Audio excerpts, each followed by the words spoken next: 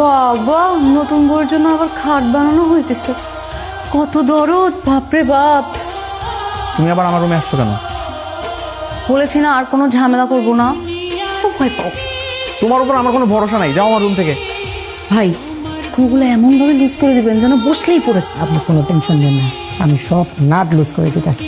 আত্মীয় স্বজন সে কখন কমিউনিটি সেন্টার গিয়ে বসে আছে, আমরা এখনো ছেলে নিয়ে যেতে পারিনি। চলো। হ্যালো, এই তো আমরা রেডি, আমরা চলে আসতেছি। আর আসতে হবে না, স্যারের মেয়ে তার বয়ফ্রেন্ডের সাথে পলাই চলে গেছে। তার পছন্দের ছেলের সাথে পালিয়েছে, এ বিয়ে হবে না, আমাদের আর যেতে হবে না। বাবা, আমি ভাবছি যে আমি এই বিয়েটা করবো না। আমি বিয়ে করলে বিথিকে না, অরিনকেই করবো। মা, তোমাদের কোনো আপত্তি নেই তো?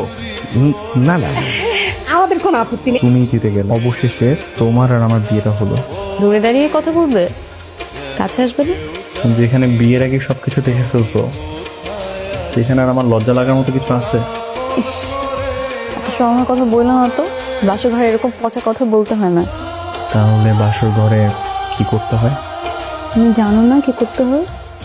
আমার মাথা ভেঙে গেল। আমার পা ভেঙে গেছে। বাসর ঘরে খাট ভেঙে গেছে, মানুষজন শুনলে কি বলবে? নিজের পাতা ফাঁদে নিজেই পড়ে গেলাম।